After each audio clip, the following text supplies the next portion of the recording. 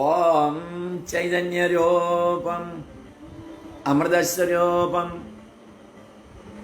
സകലാനുഗ്രഹ ഭാഗവതം മനുഷ്യരൂപേഷു കൃഷ്ണസ്വരൂപം നമാമി മള്ളിയോർ വാഴും തിരുമേനിപാദം.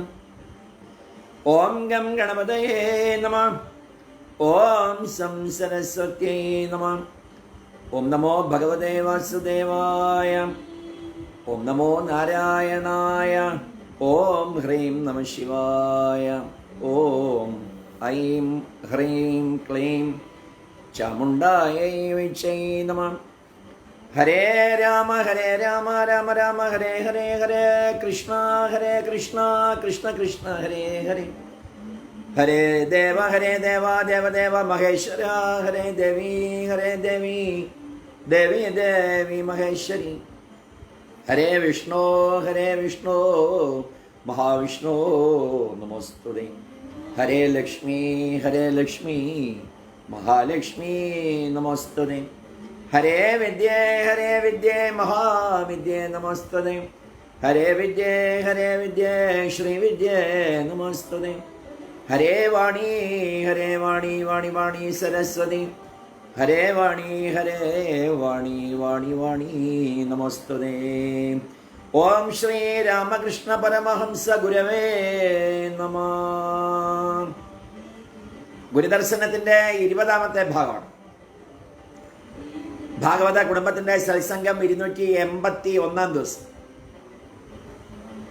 ഇന്നത്തെ മഹത്തായ 4ാമത്തെ ലൈവാണ്.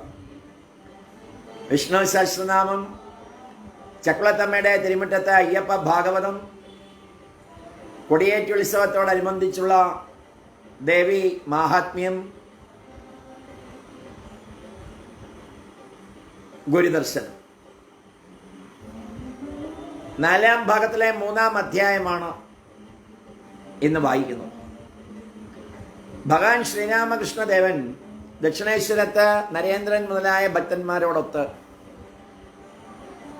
പൂർവകഥ ശ്രീരാമകൃഷ്ണദേവന്റെ പ്രഥമ പ്രേമോന്മാദ കഥയാണ്. ഭക്തൻ കൃഷ്ണ കിശോരൻ, ആര്യദഹയിലെ മഹാത്മാ ഹലധാരി, യതീന്ദ്രൻ, ജയമുഖർജി, രാസമണി. ഇന്ന് ശ്രീരാമകൃഷ്ണദേവൻ വളരെ സന്തോഷവാനായിരിക്കുന്നു. ദക്ഷിണേശ്വരൻ കാളീക്ഷേത്രത്തിൽ നരേന്ദ്രൻ വന്നിട്ടുണ്ട്. വേറെയും ചില അന്തരംഗ ശിഷ്യന്മാരുണ്ട്. നരേന്ദ്രൻ ക്ഷേത്രത്തിലെത്തി കുളിച്ച് ആഹാരം കഴിച്ചു. ഇന്ന് ആശ്വിന മാസത്തിലെ ശുക്ല ചതുർത്ഥി, വരുന്ന വ്യാഴാഴ്ച സപ്തമി തിഥിയിൽ ദുർഗാപൂജ. ശ്രീരാമകൃഷ്ണദേവന്റെ സമീപം രാഘാൽ, രാമലാൽ, ഹസ്ര എന്നിവരുണ്ട്. നരേന്ദ്രന്റെ കൂടെ ബ്രഹ്മസമാജത്തിലെ 1-2 കുട്ടികളും വന്നിരിക്കുന്നു. മാസ്റ്ററും ഇന്ന് ഹാജരുണ്ട്. നരേന്ദ്രൻ ഗുരുദേവനും ഒരുമിച്ചാണ് ആഹാരം കഴിച്ചത്. ആഹാരശേഷം നരേന്ദ്രാദി ഭക്തന്മാർക്ക്, പ്രത്യേകിച്ച് നരേന്ദ്രന് വിശ്രമിക്കുന്നതിന് തറയിൽ കിടക്ക വിരിച്ചു കൊടുക്കാൻ പറഞ്ഞു. പായമേൽ കിടക്ക വിരിച്ച് തലേണ വച്ചിരിക്കുന്നു. ഗുരുദേവനും ഒരു ബാലനെ പോലെ നരേന്ദ്രന്റെ അടുക്കൽ കിടക്കയിലിരുന്നു. ഭക്തന്മാരോടായി, വിശേഷിച്ച് നരേന്ദ്രനോട്, നരേന്ദ്രനെ നോക്കിക്കൊണ്ട് അതിയായ ആനന്ദത്തോടെ, മന്ദഹാസത്തോടെ സംഭാഷണം ചെയ്തു. സ്വന്തം അവസ്ഥ, സ്വന്തം ചരിത്രം ഇവ വർത്തമാനത്തിലേക്ക് വന്നു.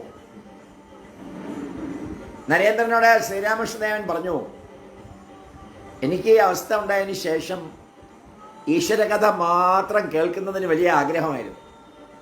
ഭാഗവതം, അധ്യാത്മരാമായണം, മഹാഭാരതം ഇവയുടെ പ്രവചനം എവിടെയുണ്ടെന്ന് ഞാൻ അന്വേഷിച്ച് നടന്നു നരേന്ദ്ര.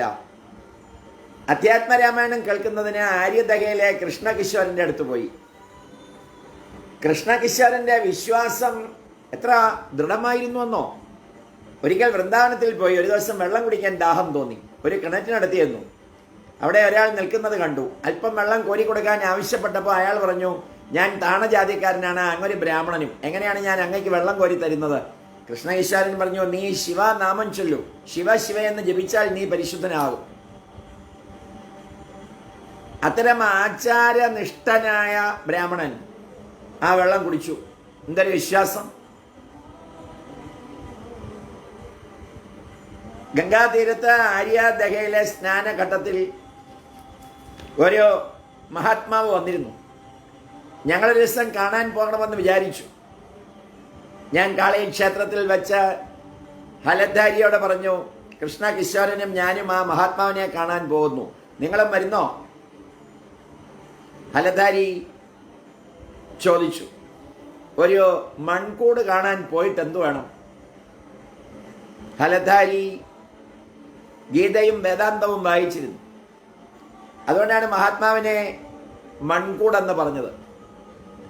ഞാൻ ഈ കഥ കൃഷ്ണ കിശോരന്റെ അടുക്കൽ ചെന്ന് പറഞ്ഞു. അദ്ദേഹത്തിന് കലശലായ ദേഷ്യം വന്നു. എന്നിട്ട് ചോദിച്ചു, എന്താ ഹലധാരി അങ്ങനെ പറഞ്ഞോ? സദാ ഈശ്വര ചിന്ത ചെയ്യുന്നയാൾ,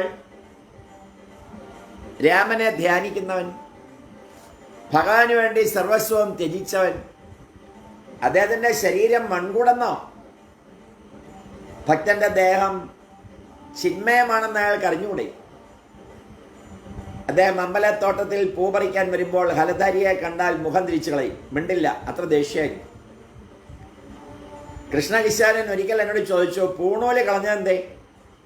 എനിക്ക് ഈ അവസ്ഥ ഉണ്ടായ ശേഷം തുലാമാസത്തിലെ കൊടുങ്കാറ്റ് പോലെ ഇവിടെ നിന്ന് എന്ത് വന്നുകൂടി എന്ന് ആർക്കറിയാം?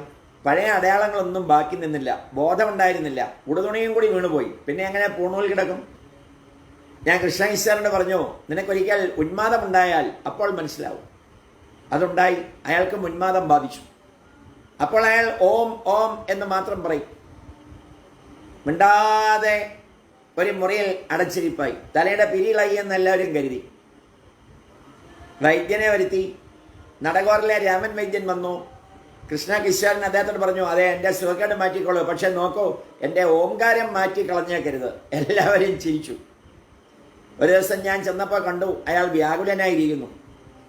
ഞാൻ ചോദിച്ചു, എന്തു പറ്റി? അയാൾ പറഞ്ഞു, കരംപിരിവുകാരൻ വന്നിരുന്നു, അതുകൊണ്ടുള്ള ചിന്തയാണ്. അയാൾ പറഞ്ഞു, പണം തന്നില്ലെങ്കിൽ കുടവും കിണ്ടിയും ഒക്കെ ലേലം ചെയ്യും. ഞാൻ ചോദിച്ചു, അതിന് ചിന്ത എന്തിനാ? കുടവും കിണ്ടിയും കൊണ്ടുപോകട്ടെ, വേണമെങ്കിൽ അറസ്റ്റ് ചെയ്തോട്ടെ, എന്നാലും നിന്നെ കൊണ്ടുപോകാനാവില്ലല്ലോ, നീ ഖം അല്ലേ? നരേന്ദ്രൻ ചിരിച്ചു. താൻ ആകാശതുല്യനാണെന്ന്, ഖം ആകാശം, താൻ ആകാശതുല്യനാണെന്ന് കൃഷ്ണ കിശോരൻ പറയാറുണ്ട്. അധ്യാത്മരാമായണം വായിക്കാറില്ലേ? ഇടയ്ക്കിടയ്ക്ക് നീ ഖം എന്ന് പറഞ്ഞ് ഞാൻ ശുണ്ഠി പിടിപ്പിക്കാറുണ്ട്. അതുകൊണ്ട് എന്ന് ഞാൻ പറഞ്ഞു, നീ ഖം, കരത്തിന് നിന്നെ അനക്കാനാവില്ല. ഉന്മാദാവസ്ഥയിൽ ഞാൻ ആളുകളോടുള്ള സംഗതി തുറന്നു പറഞ്ഞിരുന്നു. ദിവസങ്ങൾക്ക് ശേഷം എന്നെ കണ്ടെന്നോ ജയശ്രീ ടീച്ചറെ, വിഷ്ണു ചേച്ചി. അപ്പോൾ അവിടുത്തെ ലൈവിൽ ഭാഗവതം വായിക്കുന്നതൊന്നും കണ്ടില്ല എന്ന് ഉറപ്പ്.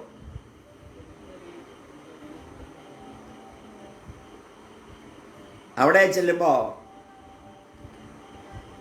നമുക്ക് വേറൊരു മാനസികാവസ്ഥയാണ്.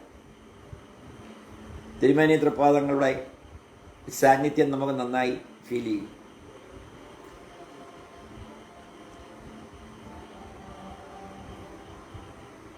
ഉന്മാദാവസ്ഥയിൽ ഞാൻ ആളുകളോടുള്ള സംഗതി തുറന്നു പറഞ്ഞിരുന്നു.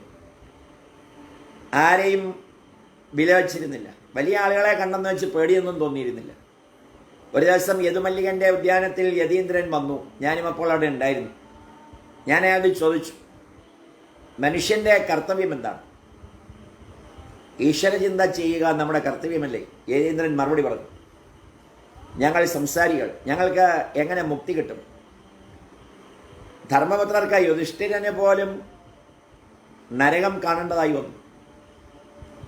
അത് കേട്ട് എനിക്ക് കലശലായ കോപം വന്നു. ഞാൻ പറഞ്ഞു, താൻ എന്തൊരു തരം മനുഷ്യനാണ്?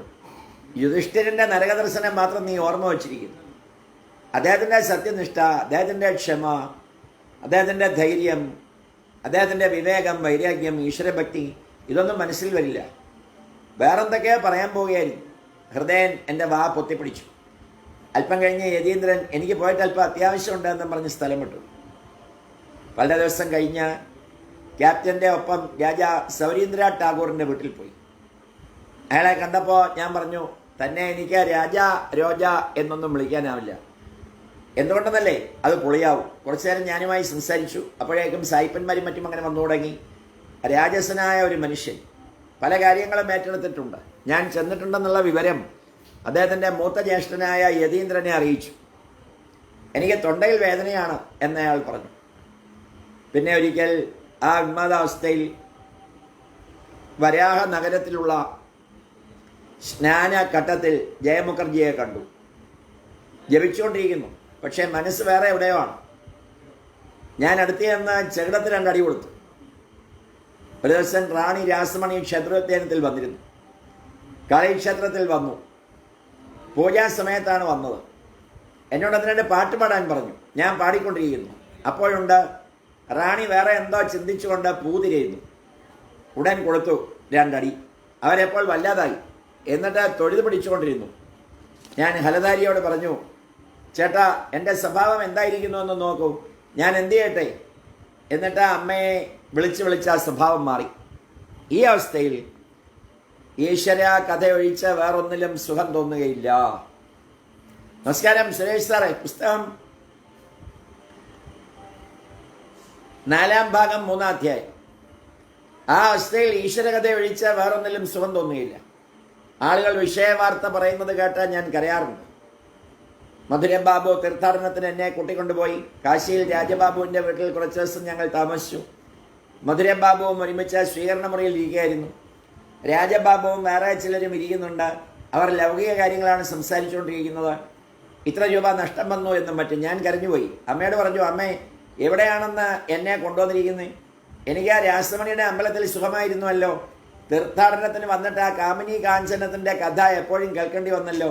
എന്നാൽ അവിടെ ദക്ഷിണേശ്വരത്ത് വിഷയവാർത്ത കേൾക്കാതെ കഴിക്കാമായിരുന്നു. അപ്പോൾ ഗുരുദേവൻ ഭക്തന്മാരോട് പറഞ്ഞു, പ്രത്യേകിച്ച് നരേന്ദ്രനോട് അല്പം വിശ്രമിക്കാൻ പറഞ്ഞു. അദ്ദേഹം വിശ്രമത്തിനായി ചെറിയ കട്ടിലിൽ കിടന്നു. നരേന്ദ്രാദികളുമൊത്ത് കീർത്തനത്തിൽ ആനന്ദിക്കുന്നു. വൈകുന്നേരമായി നരേന്ദ്രൻ പാടിക്കൊണ്ടിരിക്കുന്നു. രാഖാൽ, രാട്ടു, മാസ്റ്റർ, നരേന്ദ്രൻ്റെ ബ്രഹ്മസമാജ സ്നേഹിതൻ, പ്രിയൻ, ഹസ്ര എല്ലാവരും ഉണ്ട്. നരേന്ദ്രൻ കീർത്തനം പാടിക്കൊണ്ടിരുന്നു. മൃദംഗ വായനയും തുടങ്ങി. മൃദംഗം വായിച്ചുകൊണ്ട് നരേന്ദ്രൻ പാടുമായിരുന്നു. ആ പാട്ട് മനോഹരമായി പ്രിന്റ് ചെയ്തിട്ടുണ്ട്. ചിന്തിക്കൻ മനം ശ്രീഹരിം സന്തതം ചിദ്ഘനം ഭക്തഹൃത് പത്മരഞ്ജനം, ചിദ്ഘനം ഭക്തഹൃത് പത്മരഞ്ജനം.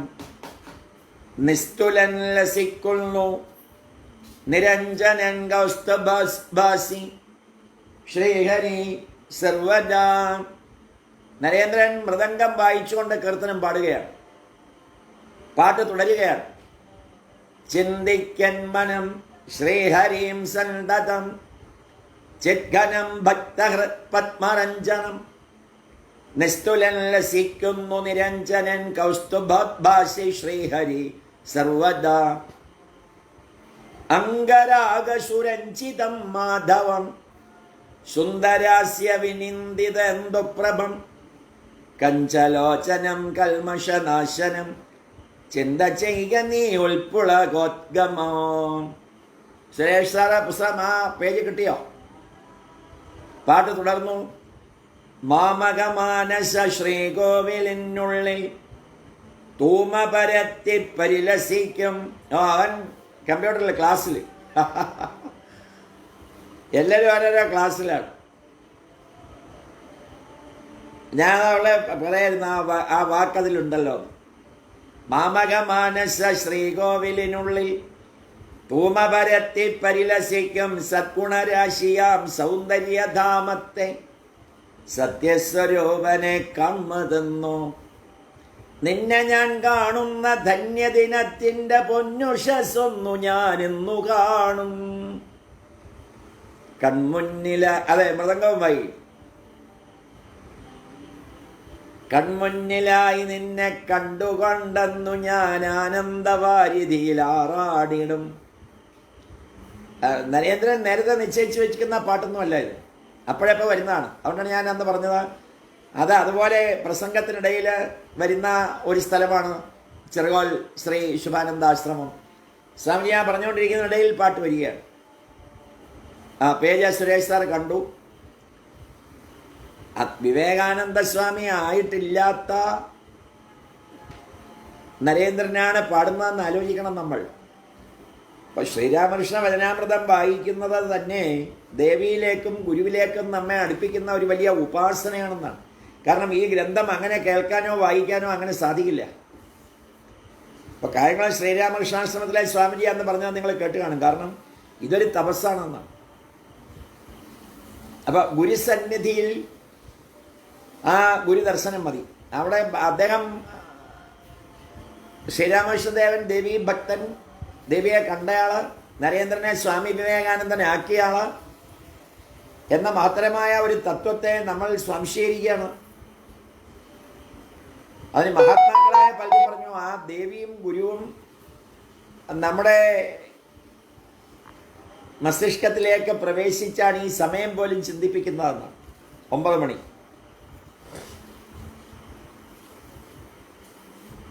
അത് ഇന്നത്തെ ദിവസത്തിന് വേണ്ടി രചിച്ച പോലെ ഉണ്ടെന്നാണ് ജയശ്രീ ടീച്ചർ എഴുതിയത്. സത്യമാണ്. ആ വ്യാഴാഴ്ചയുടെ കാര്യമൊക്കെ വരുമ്പോൾ നമുക്ക് അങ്ങനെ തോന്നും. അപ്പോൾ മള്ളിയൂരിൽ വെച്ച് അയ്യപ്പ ഭാഗവതവും ദേവീ ഭാഗവതവും ഗുരുദർശനവും രാമകൃഷ്ണ വചനാമൃതവും വേണ്ടാന്ന് ചിന്തിച്ചതും ആ മുഴുവൻ ഭാഗവതത്തിൽ ലയിക്കാൻ വേണ്ടിയാണ്. അങ്ങനെ ആ ഗുരുസന്നിധിയിൽ ചെല്ലുമ്പോൾ അങ്ങനെ വേണമെന്നുണ്ട്, ഒരു വിധിയുണ്ട്. അവിടെ മറ്റ് കാര്യങ്ങളിലേക്ക് മനസ്സ് സ്കാറ്റേഡായി പോരുതെന്നാണ്, ഒന്നിൽ തന്നെ നിൽക്കുക എന്നാണ്. അപ്പം അത് പൂർത്തീകരിച്ചത് പിന്നീട് നമുക്ക് വിവിധ മണ്ഡലങ്ങളിലേക്ക്, അതും ആ ഈശ്വര ദർശനവുമായി ബന്ധപ്പെട്ട സ്ഥലങ്ങളിലേക്ക് പോകാവൂ, ആ വിഷയമേ പറയാവൂ, ആ വിഷയമേ എഴുതാവൂന്നുണ്ട്. അങ്ങനെ ഒരു വലിയ പ്രാധാന്യമുണ്ട്. അവിടെ ആ ഗുരുസന്നിധിയിൽ അവിടെ തിരുമേനി നിറഞ്ഞു നിൽക്കുന്നു. വ്യാസൻ ശിവനോടൊപ്പം നിൽക്കുന്നത് പോലെ മക്കളോടൊപ്പം നിൽക്കുകയാണ്. നമുക്കത് ഫീൽ ചെയ്യും. ശരിക്കും അതൊരു 8 ദിവസത്തെ തപസ് പോലെയാണ്, ഒരു ഭജനം പാർക്കാൻ പോകുന്ന പോലെയാണ്. അച്ഛൻ്റെ പഴയ കാര്യങ്ങൾ പറയുന്ന മക്കൾ, അദ്ദേഹത്തിൻ്റെ മരുമക്കളാകാൻ ഭാഗ്യം സിദ്ധിച്ചവർ ഒക്കെ ആ അനുഭവങ്ങൾ പങ്കിടുമ്പോൾ കഴിക്കുന്ന ഭക്ഷണത്തിൽ അറിയാതെ നമ്മുടെ കണ്ണുനീർ മള്ളിയൂരിൽ വെച്ച് വീണിട്ടുണ്ട്. ജീവിതത്തെ ഇത്രയേറെ സുഭദ്രമാക്കുവാൻ പരിശ്രമിച്ച മഹാഗുരുക്കന്മാർ അവരുടെ കുടുംബത്തിൽ അച്ഛനായും ഭർത്താവായും, ഭർത്താവിൻ്റെ അച്ഛനായും, കൊച്ചുമക്കളുടെ അപ്പൂപ്പനായും ഒക്കെ ജീവിച്ചിരുന്ന ഒരു കാലത്തെ നമ്മൾ സ്മരിക്കുകയാണ്. അപ്പം അവിടെ നമ്മുടേതെന്ന് കരുതി നമ്മൾ നിശ്ചയിച്ച ലെസൺസിന് അർത്ഥങ്ങളില്ല. ഇത് നമ്മുടെ ഒരു ഗെറ്റ് ടുഗദറിന് വേണ്ടിയാണ്. മറ്റേത് നിങ്ങൾക്കും ആ 7 ദിവസം 8 ദിവസം ആ ഗുരുസന്നിധിയിൽ വന്ന ഒരു പ്രതീതി ഉണ്ടാകാൻ വേണ്ടിയാണ്. കൂടുതൽ നമ്മൾ എക്സ്പോസ് ചെയ്യാതെ അവരെ കാണിച്ചുകൊണ്ടേയിരിക്കുന്നത്. അതൊരു പ്രത്യേകതയാണ്. അതൊന്നും അതിൻ്റെ അനുഭൂതി നമുക്ക് വാക്കുകൾ കൊണ്ട് വിവരിക്കാൻ സാധിക്കുന്നതല്ല. പറഞ്ഞാൽ അത്രയും അത് ഫലിക്കുകയുമില്ല. അതങ്ങനെയാണ് അതിൻ്റെ വൈശിഷ്ട്യം. കൺമുന്നിലായി നിന്നെ കണ്ടുകണ്ടെന്നു ഞാൻ ആനന്ദവാരിധിയിലാറാടിടും, ജ്ഞാനസ്വരൂപനായി എന്നും എന്നാത്മാവിൽ കോമളരൂപ നീ വാണിടുമോ. പാരമലഞ്ഞു തിരിയുമൻ മാനസം നേരിൽ നിൻ ദർശനം കൊണ്ടുടനെ, കേവല ശാന്തിയിൽ മുഖമായെന്നും നിൻ പാദപത്മത്തിൽ അഭയം നേടും. സച്ചിദാനന്ദ സ്വരൂപനായി നീ എൻ്റെ ചിത്തവിഹായസിൽ വന്നുദിക്കേ, ഇന്ദുവെ കണ്ട ചകോരം കണക്കെ ആനന്ദിതമായിടുമെൻ ഹൃദന്തം.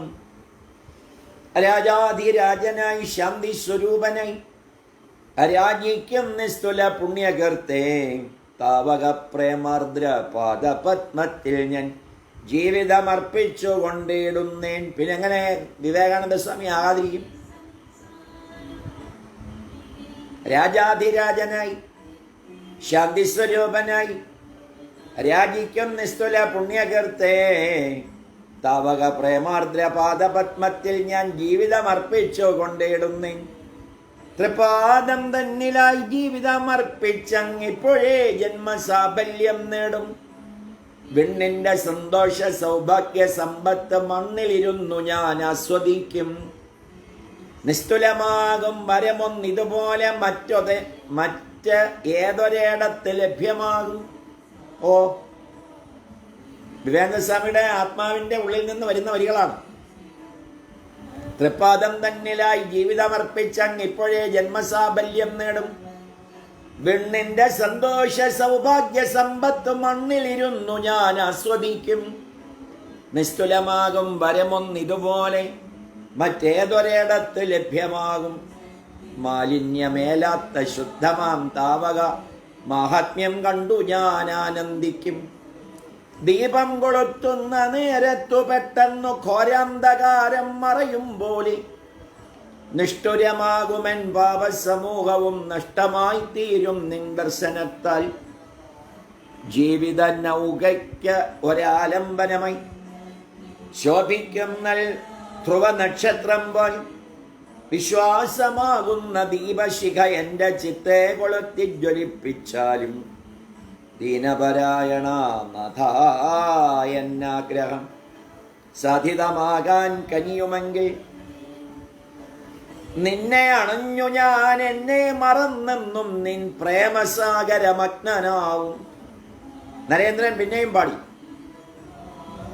പ്രമുദിതവദനമായി നിരന്തരം തിരുനാമം സ്വമധുരമുദ്ഘോഷിച്ചു സുജാരസത്തെ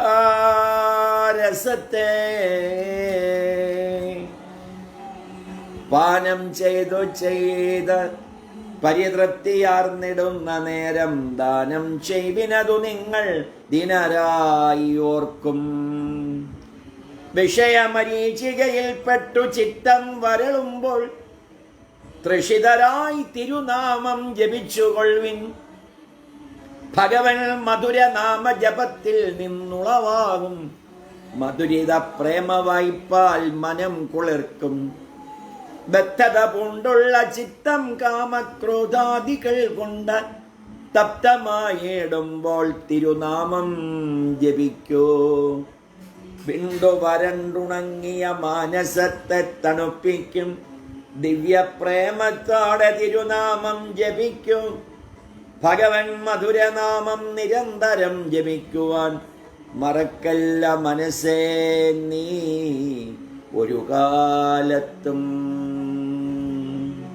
മൃദംഗവും കുഴിതാളവും എടുത്ത് കീർത്തനം നടക്കുന്നു. നരേന്ദ്രൻ മുതലായ ഭക്തന്മാർ ഗുരുദേവനെ പ്രദക്ഷിണം വെച്ചുകൊണ്ട് പാടുന്നു. ഓ, പ്രേമാനന്ദ രസത്തിൽ മുഴുകുക നീ മനമേ. പിന്നെയും പാടുന്നു. കൺമുന്നിലായി നിന്നെ കണ്ടെന്നു ഞാൻ ആനന്ദവാരിതിയിൽ ആറാടിടും. ഗുരുനാഥനോട് ചോദിക്കുകയാണ്.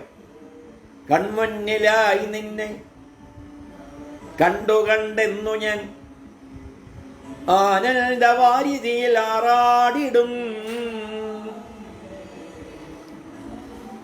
തിരുമേനിയുടെ ഒരു പിറന്നാളിന് തിരുമേനിയെ വേദിയിലിരുത്തി വൃന്ദാവനത്തിൽ നിന്ന് വന്ന വ്രജവാസികളുടെ നൃത്തം അതിൽ അന്ന് ഞങ്ങൾ എല്ലാവരും കൂടി പ്രദർശനം ചെയ്ത ഓർമ്മയാണ്.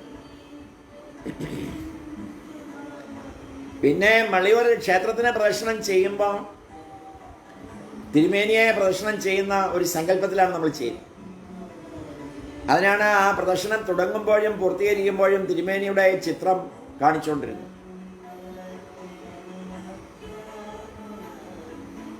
അവിടെ നിന്നുകൊണ്ട് നമ്മൾ ശ്രീരാമകൃഷ്ണ വചനാമൃതം വായിക്കാൻ ശ്രമിച്ചാൽ നമുക്ക് വാക്കുകൾ വരില്ല എന്നുള്ളതാണ് പരമമായ സത്യം. ഭാഗവതം ഒന്ന് ഉച്ചത്തിൽ വായിക്കാൻ പോലും നമുക്ക് തോന്നില്ല. കാരണം ആ മണ്ണിന് അത്ര വലിയ പ്രത്യേകതയാണ്.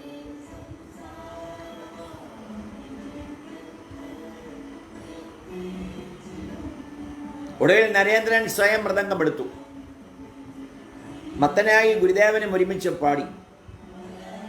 ദിവ്യപ്രേമത്തോടെ തിരുനാമം ജപിക്കൂ. കീർത്തനം കഴിഞ്ഞപ്പോ ഗുരുദേവൻ ഏറെ നേരം നരേന്ദ്രനെ കെട്ടിപ്പിടിച്ചുകൊണ്ട് പറഞ്ഞു, നീ ഇന്ന് ഞങ്ങൾക്ക് എന്തൊരു ആനന്ദം തന്നു. ഇന്ന് ശ്രീരാമകൃഷ്ണദേവന്റെ ഹൃദയ അന്തർവർത്തിയായ പ്രേമനിർജ്ജരം പൊട്ടിപ്പുറപ്പെട്ടു. രാത്രി ഏതാണ്ട് 8 മണിയായിരിക്കും. അപ്പോഴും ഭഗവാൻ പ്രേമോന്മത്തനായി വരാന്തയിൽ നടന്നുകൊണ്ടിരിക്കുന്നു. വടക്കുവശത്തുള്ള നീണ്ട വരാന്തയിൽ ഒരറ്റം മുതൽ മറ്റേ അറ്റം വരെ വേഗത്തിൽ നടന്നുകൊണ്ടിരിക്കുന്നു. ഇടയ്ക്കിടയ്ക്ക് അമ്മയോട് എന്തോ പറയുന്നു. ദേവിയോട് സംസാരിക്കുന്ന നരേന്ദ്രൻ കേൾക്കുകയാണ്. പെട്ടെന്ന് ഉന്മത്തനെ പോലെ അലറി, നീ എന്നോട് എന്ത് ചെയ്യും? അമ്മയുടെ തുണയുള്ളവനോട് മായയ്ക്ക് എന്ത് ചെയ്യാനാവും എന്നായിരിക്കുമോ അരുളിയത് എന്നാണ്. നരേന്ദ്രനും മാസ്റ്ററും പ്രിയനും രാത്രി അവിടെ തങ്ങും. നരേന്ദ്രൻ താമസിക്കും. ഗുരുദേവന്റെ ആനന്ദത്തിന് അതിരില്ല. അത്താഴം തയ്യാറായി. ശ്രീ മാതൃദേവി സംഗീതശാലയിൽ താമസമുണ്ട്. ദേവി ചപ്പാത്തിയും പരിപ്പും മറ്റും പാകം ചെയ്ത ഭക്തന്മാർക്ക് കഴിക്കാൻ അയച്ചിരിക്കുന്നു. ഭക്തന്മാർ ചിലപ്പോഴൊക്കെ താമസിക്കാറുണ്ട്. സുരേന്ദ്രൻ മാസം തോറും ചെലവിനൊരു തുക കൊടുത്തുകൊണ്ടിരിക്കുന്നു. അത്താഴം തയ്യാറായി. മുറിയുടെ തെക്ക് കിഴക്കേ വരാന്തയിൽ ഇല വെച്ചിരിക്കുന്നു. മുറിയുടെ കിഴക്കേ വാതിലിനടുത്ത് നരേന്ദ്രൻ മുതൽ പേർ വർത്തമാനം പറഞ്ഞുകൊണ്ട് നിൽക്കുന്നു. നരേന്ദ്രൻ മാസ്റ്ററോട് ചോദിച്ചു, ഇപ്പോഴത്തെ കുട്ടികൾ എങ്ങനെയുണ്ട്? മാസ്റ്റർ പറഞ്ഞു, മോശമല്ല, പക്ഷേ ധർമ്മശിക്ഷണം ഒന്നും കിട്ടുന്നില്ല. അന്നത്തെ കാര്യമാണെന്ന് ആലോചിക്കണം. നരേന്ദ്രൻ പറഞ്ഞു, ഞാൻ കണ്ടിടത്തോളം ഒക്കെ അധപ്പതിച്ചുകൊണ്ടിരിക്കുകയാണെന്ന് തോന്നുന്നു. പുകവലി, വേണ്ടാധീനം പറയൽ, അഴകിയ രാവണൻ ചമയൽ, ക്ലാസ്സിൽ നിന്നും ഒളിച്ചോടൽ, ഇതൊക്കെ എപ്പോഴും കാണാൻ കഴിയും. അത് മാത്രമോ, നിഷിദ്ധ സ്ഥാനങ്ങളിൽ പോലും പോകുന്നത് ഞാൻ കണ്ടിട്ടുണ്ട്. നരേന്ദ്രൻ്റെ അന്നത്തെ ആത്മകഥമാണ്. മാസ്റ്റർ പറഞ്ഞു, ഞങ്ങൾ പഠിച്ചുകൊണ്ടിരുന്ന കാലത്ത് ഇത്തരം സംഗതികൾ കണ്ടിട്ടുമില്ല, കേട്ടിട്ടുമില്ല. നരേന്ദ്രൻ പറഞ്ഞു, അങ്ങ് മറ്റ് കുട്ടികളുമായി അത്ര ഇടപഴകിയിരുന്നില്ലെന്ന് എനിക്ക് തോന്നുന്നു. പലരും കൊള്ളരുതാത്ത കൂട്ടരുമായി വർത്തമാനം പറയുന്നത് ഞാൻ കണ്ടിട്ടുണ്ട്. അവരുമായി കൂട്ടുകെട്ട് ഇല്ലെന്ന് ആർക്കറിയാം? മാസ്റ്റർ പറഞ്ഞു, എന്തൊരാശ്ചര്യം. നരേന്ദ്രൻ പറഞ്ഞു, പലരുടെയും സ്വഭാവം കേടുവരുന്നുണ്ടെന്ന് എനിക്കറിയാം. സ്കൂൾ അധികാരികളും രക്ഷകർത്താക്കളും ഈ വക സംഗതികളിൽ ശ്രദ്ധിക്കുന്നത് നന്നായിരിക്കും.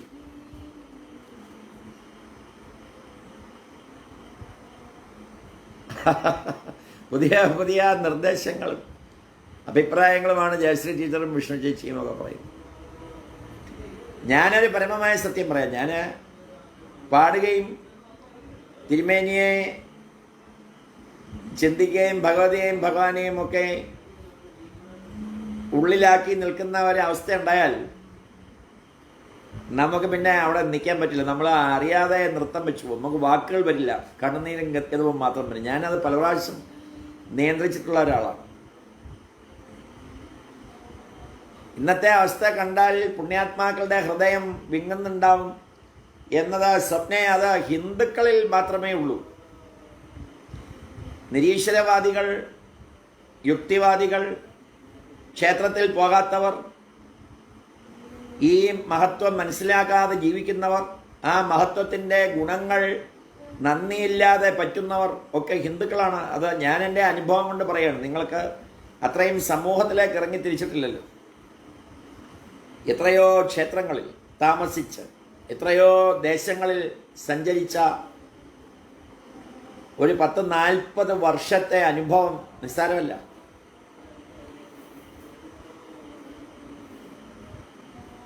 പ്രസംഗത്തിന് പോകുമ്പോഴായാലും സപ്താഹത്തിന് പോകുമ്പോഴായാലും. പിന്നെ ഈ കലിയുഗത്തിൽ കുറേ ആളുകൾ ഈ ധർമ്മത്തിൻ്റെ വലിയ ട്രെയിനിലെ ഓരോ ബോഗിയിലും സഞ്ചരിക്കുമ്പോൾ ഈശ്വരന് സന്തോഷിക്കും, ഗുരുക്കന്മാർ ആനന്ദിക്കും. കലിയുഗമാണെന്ന് ആലോചിക്കണം. ആ ബോഗികൾ തമ്മിലുള്ള കൊളുത്ത് അടർന്നു പോകാതിരുന്നാൽ മതി. ആ കൊളുത്ത മനസ്സാണ്. ഗുരുവാണിത് മുൻപിൽ ഓടിക്കുന്നത്. നമ്മൾ കണ്ടിട്ടില്ലാത്ത ട്രെയിനിലെ ലോക്കോ പൈലറ്റ്. ഭഗവതിയും ഭഗവാനുമാണ് പുറകിൽ നിന്നുകൊണ്ട് പച്ചക്കൊടിയും ചുവന്ന കൊടിയും കാണിക്കുന്നതെന്ന് നിങ്ങൾ മനസ്സിലാക്കും. ഇത് അത്ര പരമമായ ഒരു അനുഭവത്തിൻ്റെ ഗ്രന്ഥമാണ്. രാവിലെ വായിച്ച വിഷ്ണു സഹസ്രനാമമായാലും ഉച്ചയ്ക്ക് ചക്കുളത്തെ മുറ്റത്ത് നിന്നുകൊണ്ട് പറഞ്ഞ അയ്യപ്പ ഭാഗവതമായാലും സത്യമായിട്ടും വിളിച്ചു പറയാതെ ഇന്നിവിടെ ഉണ്ടാവുമെന്ന ചിന്തയിൽ ഒരു വലിയ കാര്യം ചർച്ച ചെയ്യാൻ വന്ന ജഗദീശ്വരക്കുറുപ്പ് ചേട്ടനും രഞ്ജിത്തും വന്നപ്പോൾ ഞാൻ അവിടുന്ന് വന്നതും മടങ്ങി വീണ്ടും ചക്കുളത്തേക്ക് പോകാൻ നിശ്ചയിച്ചപ്പോൾ വേറൊരു അതിഥി വന്നതുമൊക്കെ നമ്മുടെ മനസ്സിൽ വലിയ വലിയ ഈശ്വരീയ തരംഗങ്ങൾ ഉണ്ടാക്കുന്ന കാര്യങ്ങളാണ്. കുറേ കുട്ടികൾ നാമം ജപിക്കുകയും ഈശ്വരീയ കാര്യങ്ങളിൽ പങ്കെടുക്കുകയും ചെയ്യുന്നില്ലേ? അതിനിടയിൽ ഈ ഈശ്വരീയ സങ്കല്പങ്ങളൊക്കെ ഇങ്ങനെ പോകുന്നില്ലേ? അതിനെ ഈശ്വരൻ എപ്പോഴും ഗുരുക്കന്മാരും ആനന്ദിക്കും. കാരണം ഇത് എഴുതുന്ന കാലം, നമ്മളിപ്പോൾ വായിച്ച ഈ അധ്യായം എഴുതുന്ന കാലം, സുരേഷ് സാർ നോക്കിയാൽ 4-ാം ഭാഗം അധ്യായം 3 1882 ഒക്ടോബർ 16 തിങ്കളാഴ്ചയാണ്. 2020 ഡിസംബർ 24 നമ്മൾ ഈ വായിക്കുന്നത് 1882 കാര്യമാണെന്ന് ആലോചിക്കണം. നരേന്ദ്രൻ അപ്പോൾ ആരായിരുന്നു? ആ നരേന്ദ്രൻ ശ്രീരാമകൃഷ്ണദേവന്റെ അടുത്ത് ചെന്നതുകൊണ്ടാണ് സ്വാമി വിവേകാനന്ദനായത്. അല്ലെങ്കിൽ കജ്ജളം പറ്റിയാൽ സ്വർണവും നിഷ്പ്രഭം.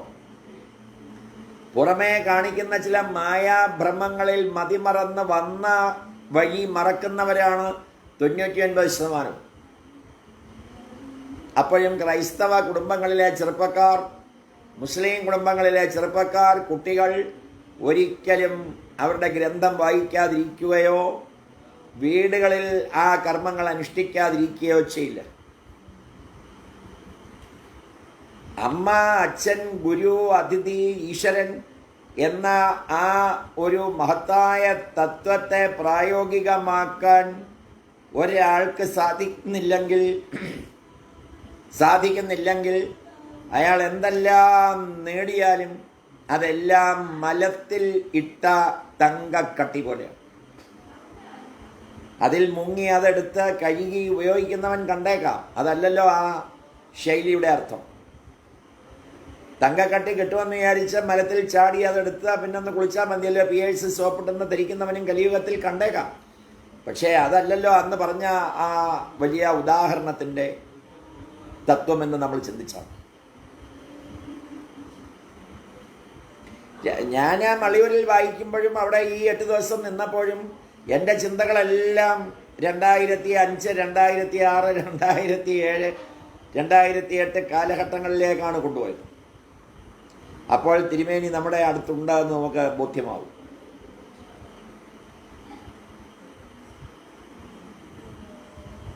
അപ്പം ഇന്ന് രാവിലെ ഹരിക്കുട്ടൻ ഇതായപ്പോൾ ലൈനിലുണ്ട്. ഹരിക്കുട്ടൻ വിളിച്ചിട്ട് ഇന്ന് ഉച്ചയ്ക്ക് 12 മണിക്ക് അയ്യപ്പ ഭാഗവതം ഉണ്ടാകുമോ എന്ന് ചോദിക്കുമ്പോൾ പോലും നമ്മളത് നിശ്ചയിച്ചിട്ടില്ല. ഞാൻ ഏത് കാര്യവും തീരുമാനിക്കുന്നത് തിരുമേനിയുടെ മുന്നിൽ കുറിയിട്ടുകൊണ്ടാണ്. അത് ഇന്ന് അവിടെ പോകണം, പോകണ്ട, ഇരിക്കണം, ഉണ്ടാവണ്ട. അപ്പോഴാണ് അമൃതവർഷിണി അപ്പൂന് ശ്രീലക്ഷ്മിക്ക് മെസ്സേജ് അയച്ചത്, ഇന്നിവിടെ ഉണ്ടാകുമോ? അപ്പോൾ അവൾ മറുപടി അയച്ചു, വിഷ്ണു സഹസ്രനാമം കഴിഞ്ഞ് അച്ഛൻ ചക്കുളത്തേക്ക് പോയി. എപ്പോൾ വരും? അത് അവിടെ ചെല്ലുമ്പോൾ തിരുമേനിമാരുടെ ഇച്ഛയ്ക്കനുസരിച്ചെന്നാണ് പറയാൻ സാധിക്കും. അപ്പോൾ ഇതൊക്കെ നമ്മളൊരു വലിയ കാര്യമായി കാണണം. നമുക്കിന്ന് ദശമി രാവാണ്, നമുക്ക് നാളെ ഏകാദശി പകലാണ്. അതൊക്കെ ചിന്തിക്കാൻ കഴിയുന്ന ഒരു തലം നമുക്കുണ്ടാവണം.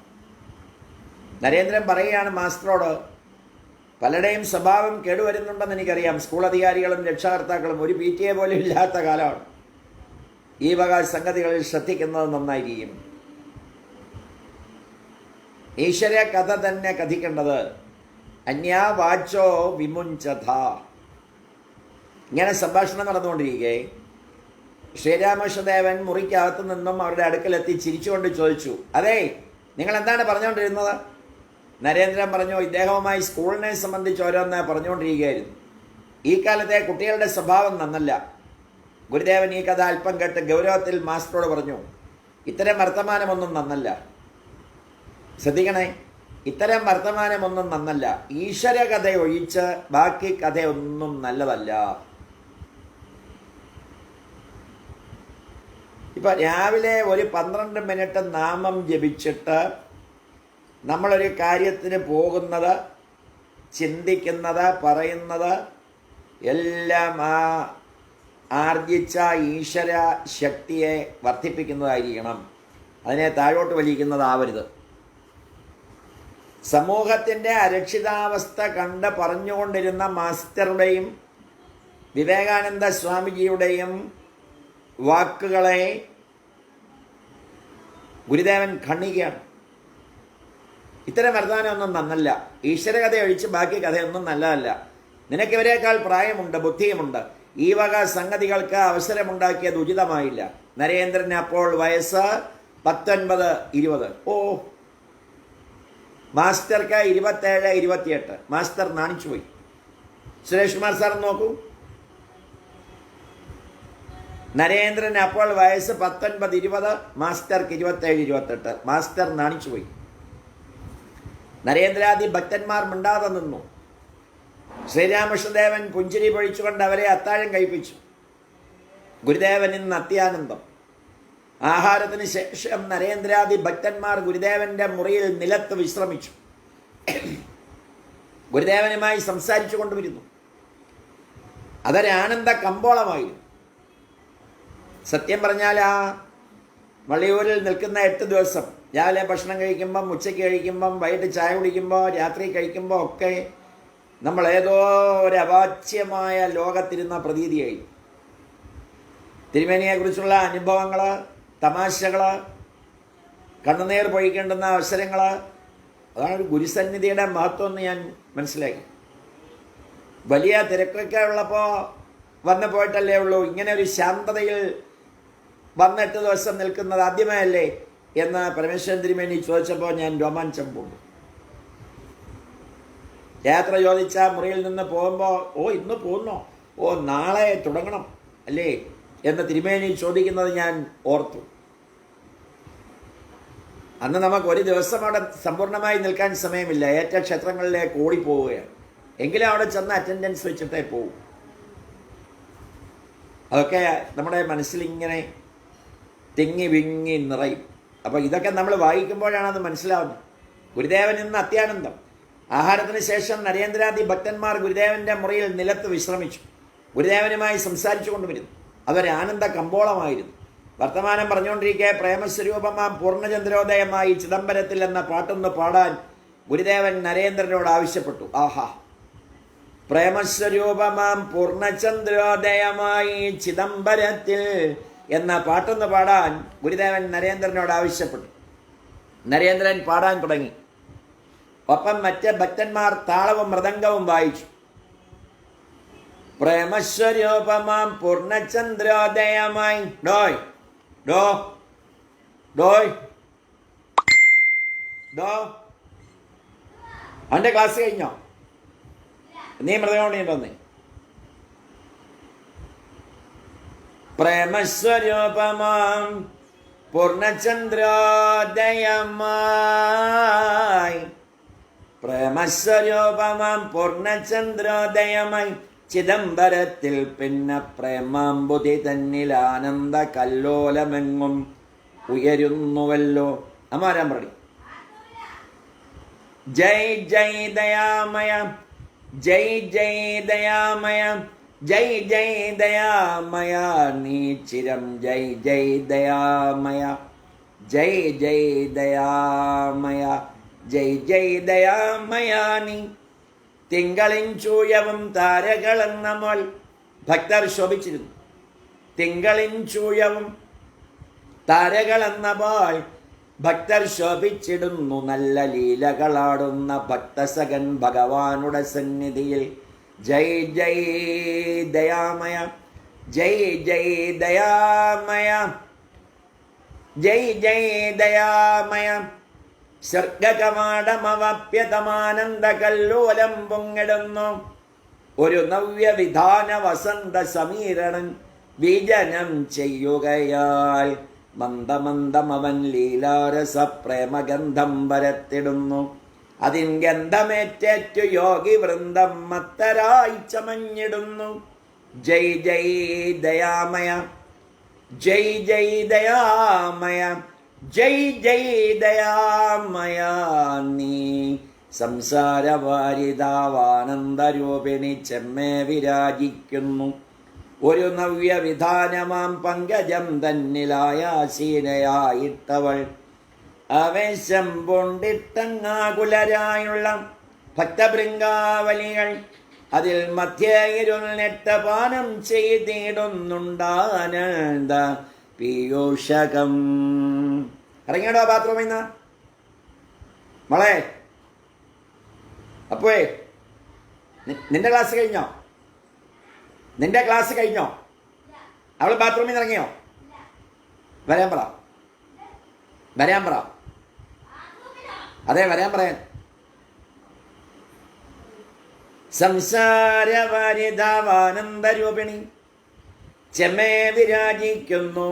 ഒരു നവ്യവിധാനമാം പങ്കജം തന്നിലായാസീനയായിട്ടവൾ ആവേശം പൂണ്ടിട്ടങ്ങാകുലരായുള്ള ഭക്തഭൃംഗാവലികൾ അതിൽ മധ്യേരുൾനെട്ടു പാനം ചെയ്തിടുന്നുണ്ടാനന്ദ പീയൂഷകം.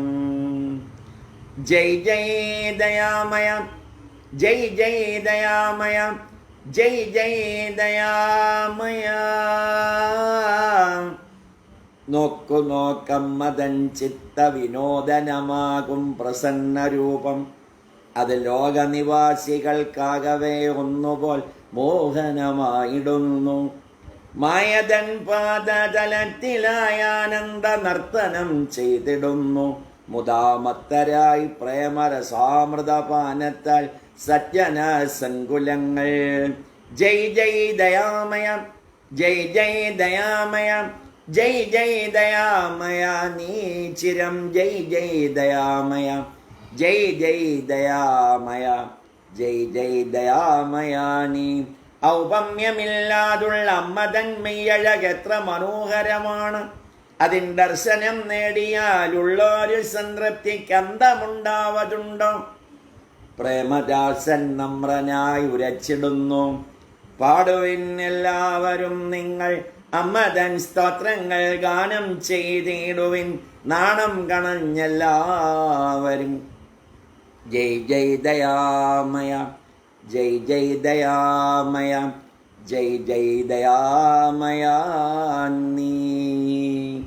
ഇതേ രീതിയാണ് ശിവാനന്ദാശ്രമത്തിലെ ആ വരികളിൽ.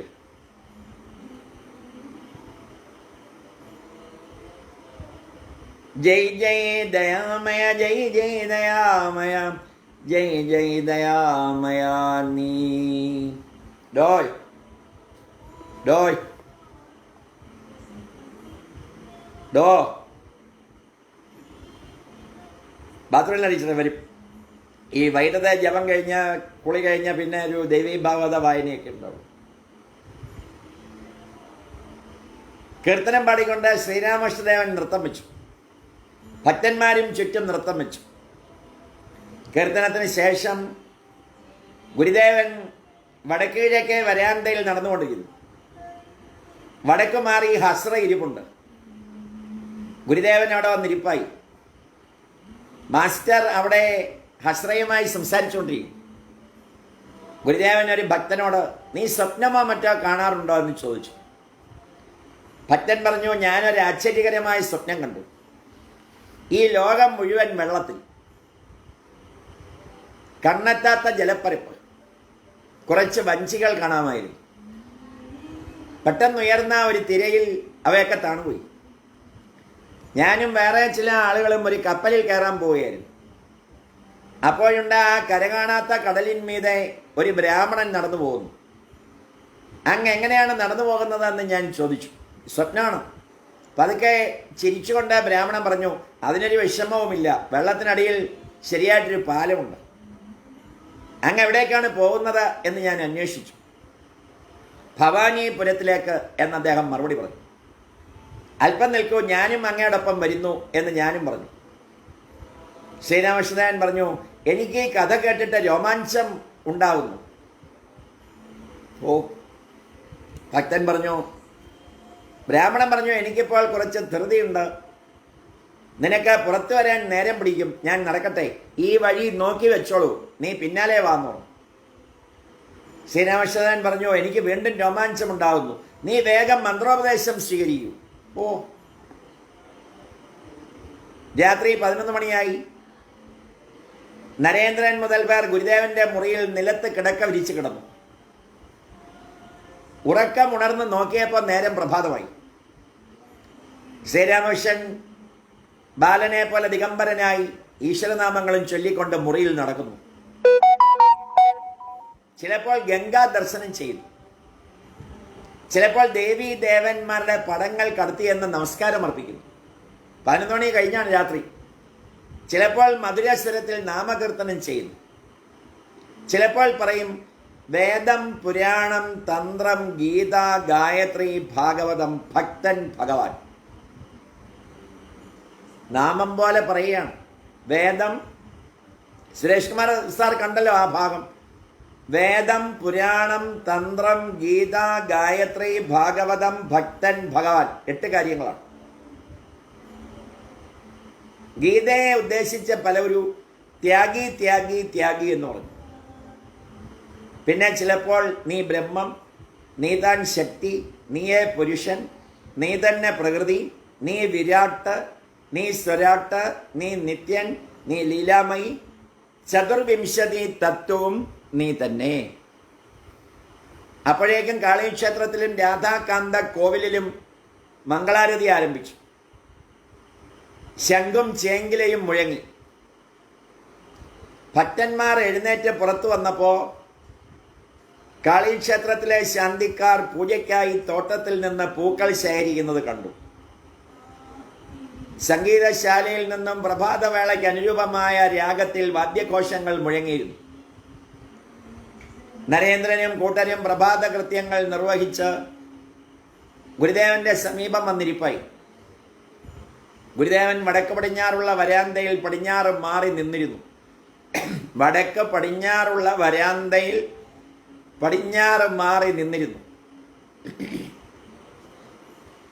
നരേന്ദ്രൻ ചെന്നു.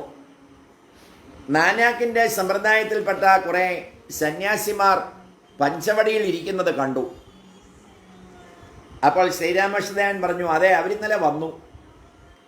നരേന്ദ്രനോട് എന്നിട്ട് പറഞ്ഞു, നിങ്ങളെല്ലാവരും ഒന്നിച്ചൊരു പായയിലിരിക്കും, ഞാനൊന്ന് കാണട്ടെ. ശ്രേഷ്ഠ മത്സര പുസ്തകം കണ്ടില്ലേ, ആ വരികൾ കണ്ടില്ലേ, എത്ര മനോഹരമാണ്. അതെ, അവരിന്നലെ വന്നു. നരേന്ദ്രനോട് പറഞ്ഞു, നിങ്ങളെല്ലാവരും ഒന്നിച്ചൊരു പായയിലിരിക്കും, ഞാനൊന്ന് കാണട്ടെ എന്നോ. ഭക്തന്മാരെല്ലാവരും പായയിലിരുന്നു. ഗുരുദേവൻ ആനന്ദത്തോടെ നോക്കി കണ്ടു. അവരുമായി സംഭാഷണം ആരംഭിച്ചു. നരേന്ദ്രൻ സാധനയുടെ കാര്യം ഉന്നയിച്ചു. സ്ത്രീകളും ഒരുമിച്ചുള്ള സാധന, സന്താനഭാവം പരിശുദ്ധം എന്നാണ് അതിൻ്റെ സബ് ഹെഡിങ്. ശ്രീരാമകൃഷ്ണദേവൻ അപ്പോൾ നരേന്ദ്രനോട് പറയുകയാണ്, ഭക്തിയാണ് കാര്യമായിട്ടുള്ളത്, അത് കിട്ടിയാൽ വിവേകവും വൈരാഗ്യവും തനിയെ വരും. നരേന്ദ്രൻ പറഞ്ഞു, ആട്ടെ, സ്ത്രീകളും ഒരുമിച്ച് സാധന ചെയ്യാൻ തന്ത്രം വിധിക്കുന്നുണ്ടല്ലോ. അപ്പോൾ ശ്രീരാമകൃഷ്ണദേവൻ പറഞ്ഞു, ബഹു കഠിനം, അതൊന്നും നല്ല വഴിയല്ല, പലപ്പോഴും പതനവും വരും. വീര്യഭാവത്തിലും ദാസീഭാവത്തിലും മാതൃഭാവത്തിലും സാധനയുണ്ട്. വീര്യഭാവം, ദാസീഭാവം, മാതൃഭാവം. മാതൃഭാവമാണ് ഞാൻ സ്വീകരിച്ചിരിക്കുന്നത്. ദാസീഭാവവും കൊള്ളാം. വീര്യഭാവത്തിലുള്ള സാധന വളരെ കഠിനമാണ്. സന്താനഭാവം വളരെ ശുദ്ധമാവുന്നു. മാതൃഭാവത്തിലെ ആരാധനയിൽ പ്രായം നമുക്ക് തോന്നില്ല. കൊച്ചുകുട്ടിയായാലും മുതിർന്നവരായാലും ഒരേപോലെ തോന്നും. അതിൽ 12 വർഷം സാധന അനുഷ്ഠിച്ചാൽ മതി. അത് ബാഹ്യമായ ഒന്നും നമ്മെ ബാധിക്കില്ല. പരമമായ സത്യമാണ്. അതുകൊണ്ടാണ് പറഞ്ഞത്, മാതൃഭാവമാണ് ഞാൻ സ്വീകരിച്ചിരിക്കുന്നത്. ദാസീഭാവവും കൊള്ളാം. വീരഭാവത്തിലുള്ള സാധന വളരെ കഠിനമാണ്. സന്താനഭാവം വളരെ ശുദ്ധമാകുന്നു. നാനാക് പന്തിയിൽപ്പെട്ട സന്യാസിമാർ പ്രവേശിച്ച് ശ്രീരാമകൃഷ്ണദേവനെ അഭിവാദനം ചെയ്തുകൊണ്ട് നമോ നാരായണായ എന്ന് പറഞ്ഞു. ശ്രീരാമകൃഷ്ണദേവൻ അവരോട് ഇരിക്കാൻ പറഞ്ഞു. ഗുരുദേവൻ അവരോട് പറഞ്ഞു, ഈശ്വരന് അസാധ്യമായിട്ടൊന്നുമില്ല. അദ്ദേഹത്തിൻ്റെ രൂപം, അദ്ദേഹത്തിൻ്റെ സ്വരൂപം ആർക്കും വാക്കുകൊണ്ട് വർണ്ണിക്കാനാവില്ല. സർവവും സാധ്യമാണ്. ഒരിടത്തെ 2 യോഗികൾ ഈശ്വരധ്യാനം ചെയ്ത് പാർത്തിരുന്നു. ഒരു ദിവസം നാരദ മഹർഷി അതുവഴി കടന്നുപോയി. ആളെ തിരിച്ചറിഞ്ഞൊരു യോഗി ചോദിച്ചു, അങ്ങ് ഇപ്പോൾ ശ്രീനാരായണന്റെ അടുക്കൽ നിന്ന് വരികയാണല്ലോ, അദ്ദേഹം ഇപ്പോൾ എന്ത് ചെയ്യുന്നു? ഭഗവാൻ ഇപ്പോൾ സൂചിക്കുഴിയിൽ കൂടി ഒട്ടകത്തെയും ആനയെയും കടത്തുകയും പുറത്തെടുക്കുകയും ചെയ്യുന്നത് കണ്ടിട്ടാണ് ഞാൻ വരുന്നത് എന്ന് നാരദൻ അരുളി. യോഗി ചോദിച്ചു, അതിലെന്താ ആശ്ചര്യം? അദ്ദേഹത്തിന് എന്തും സാധിക്കും. എന്നാൽ മറ്റേ യോഗി പറഞ്ഞു, അതെങ്ങനെ സാധിക്കും? അങ്ങൊരിക്കലും അവിടെ നിന്നും പോയിട്ടില്ല. നേരം ഏതാണ്ട് 9 മണി. ഗുരുദേവൻ സ്വന്തം മുറിയിൽ ഇരിക്കുന്നു. കോന്ന നഗരത്തിൽ നിന്നും മനോമോഹനൻ കുടുംബാംഗങ്ങളുമായി വന്നു ചേർന്നിട്ടുണ്ട്. നമസ്കരിച്ചുകൊണ്ട് മനോമോഹനൻ പറഞ്ഞു, ഇവരെ കൽക്കത്തയ്ക്ക് കൊണ്ടുപോവുക. കുശലം അന്വേഷിച്ചുകൊണ്ട് ഗുരുദേവൻ പറഞ്ഞു, ഇന്ന് 1-ാം തീയതി കൽക്കത്തയ്ക്ക് പോവുകയാണോ?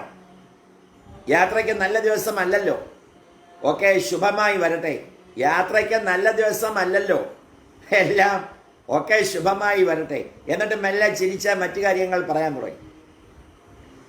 നരേന്ദ്രനും കൂട്ടുകാരും കുളി കഴിഞ്ഞു വന്നു.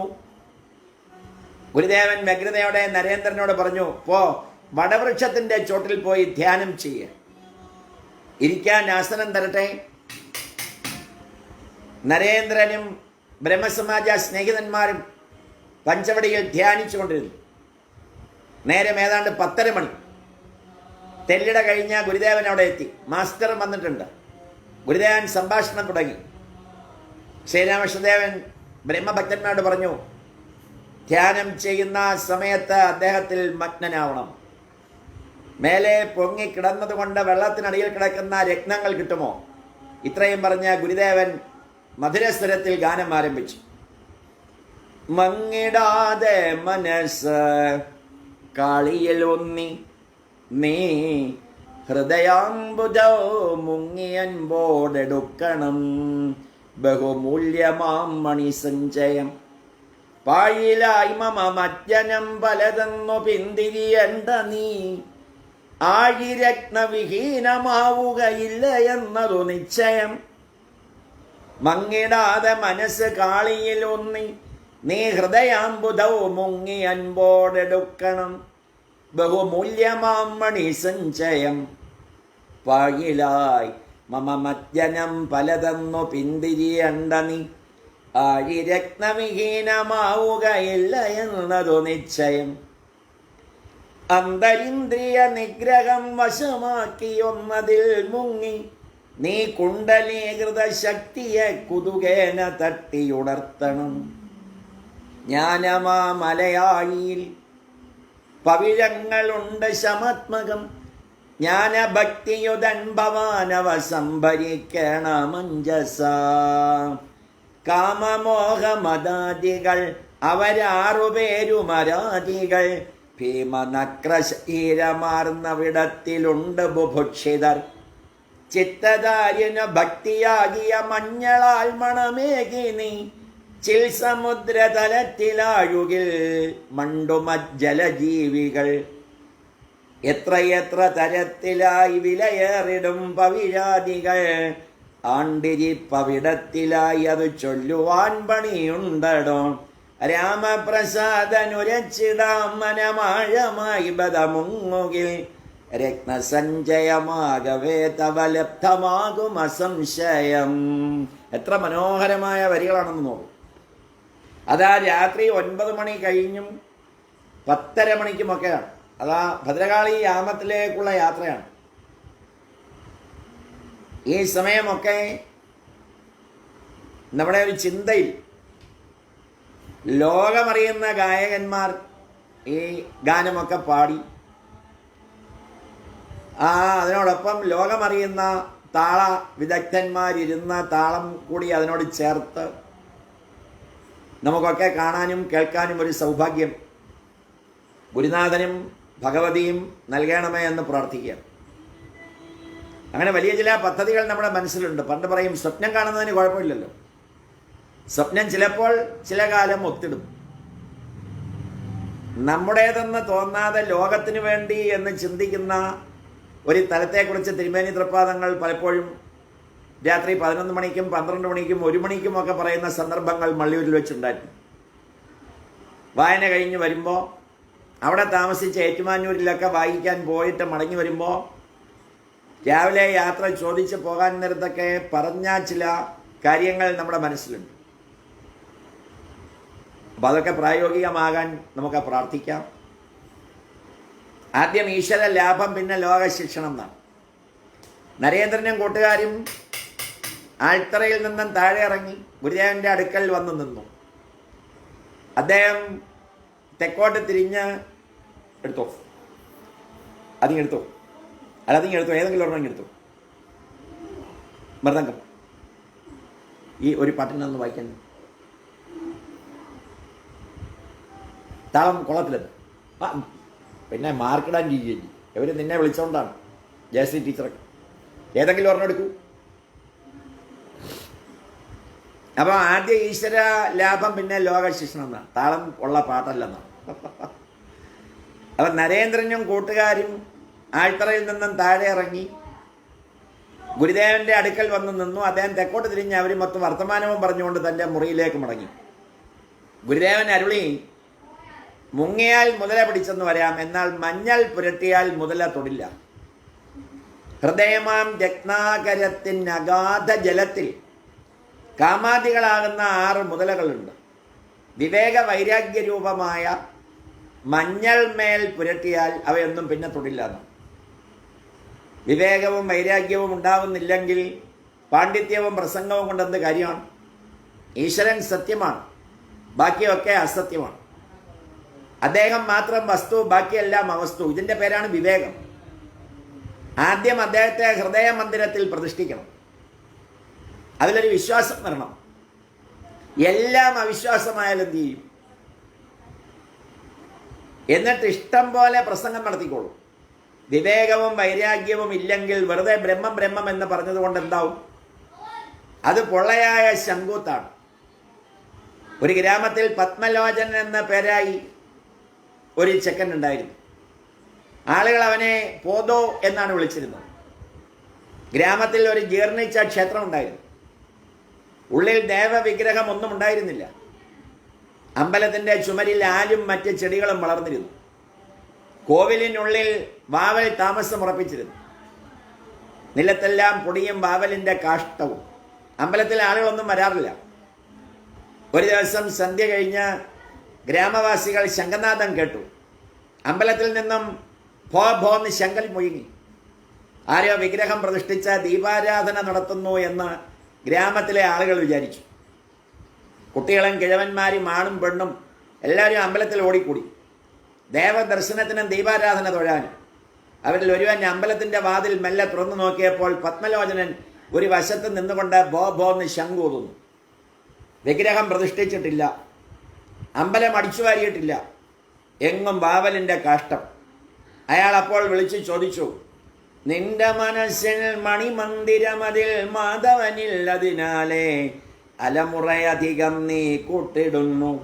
അറുകൊല കൂടിയ പോലെ പോതോ നീ അത് ശംഖധ്വനിയാൽ മേദുരവാരമാക്കുന്നു. പോതോ നീ അത് ശംഖധ്വനിയാൽ മേദുരാരവമാക്കുന്നു.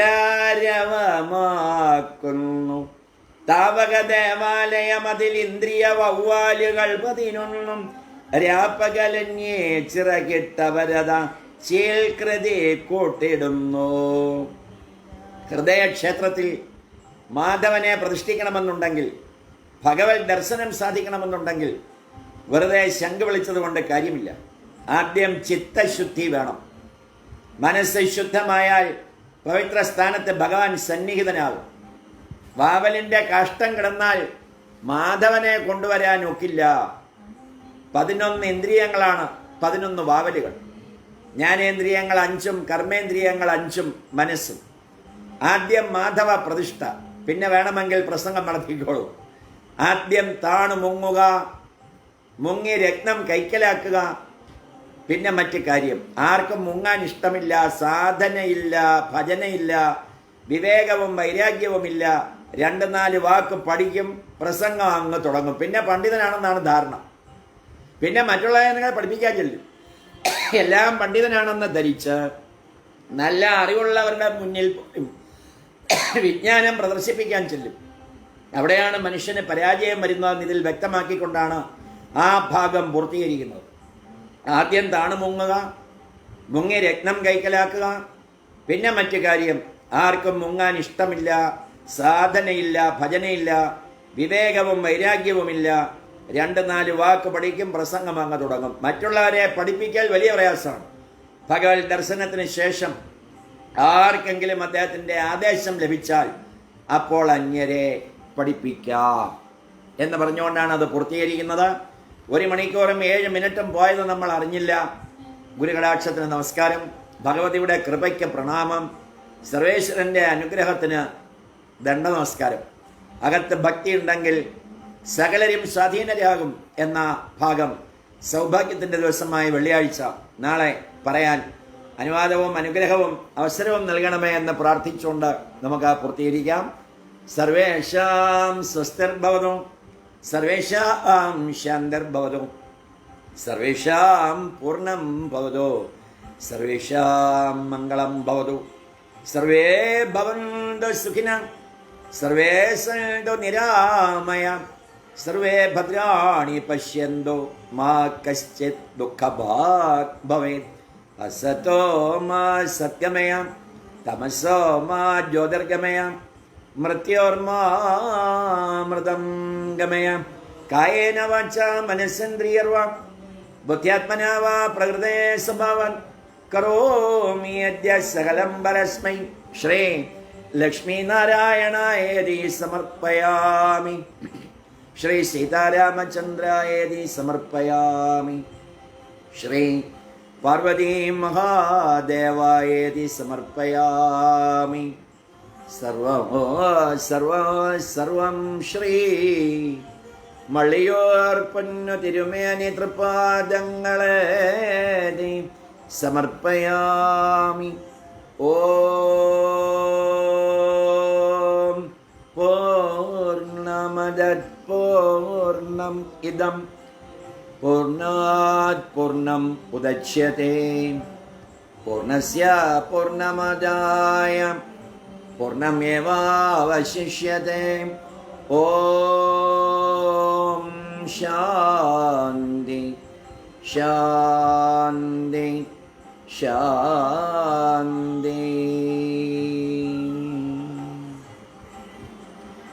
നമസ്കാരം.